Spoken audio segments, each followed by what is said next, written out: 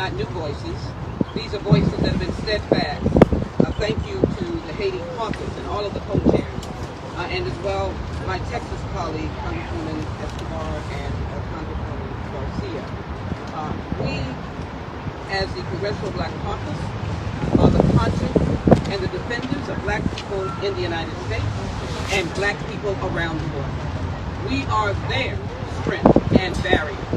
And so let me thank the chairwoman of the Congressional Black Caucus for being able to join her at a meeting at the White House where I think the ultimate decisions and representation of where we are had to be made. I do want to say that they were sensitive and responsive and listening. And we're going to continue to fight. But let me tell you why we have the credentials to be able to fight. And as I do so, let me acknowledge the busloads of migrant Haitians coming into the 18th Congressional District. Happily so. People from all over the country are calling the facility to be able to be of help. Why? Because people know the dastardly plight of Haitians. Not that it is not a great heritage, a great country. They fought alongside of us in the Revolutionary War, in case any of you did not know. They have always been our allies. But they're now in a critical collapse. Assassination of their leader, the horrific earthquake, 800,000 displaced, and violence in the streets. Good people that need help.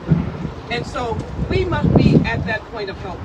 And let me say these points in terms of what we hope that we will see. First of all, the Haitians should be defined as stateless persons. Many of them have not been to Haiti in a decade.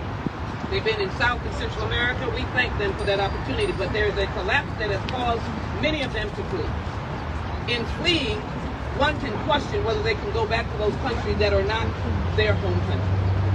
One has to determine whether or not you can go back to a country like Haiti that is in a collapse. And so what does this mean?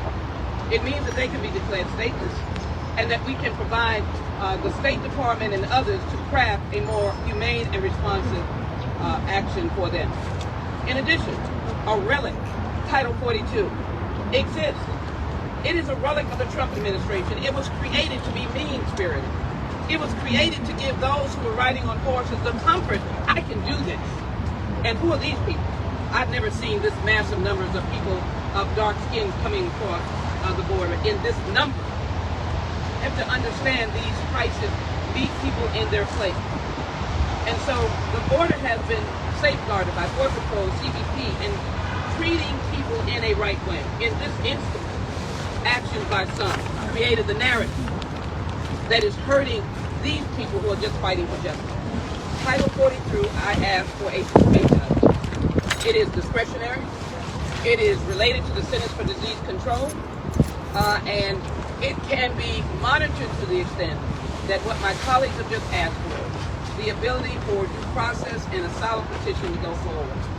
Let us create a safe and legal way for families and those who are elderly and those who are frightened and afraid of violence.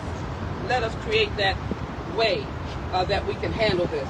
I know America can do it.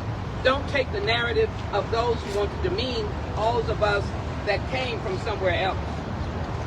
Don't demean the value of America, which is we take the forlorn, the worn, the oppressed. The Statue of Liberty has never bent her head. She still stands. And so we as a Congressional Black Caucus and all of our allies, we're so grateful for you because this crosses racial lines. We are standing here with a rainbow of people. We will not tolerate it anymore.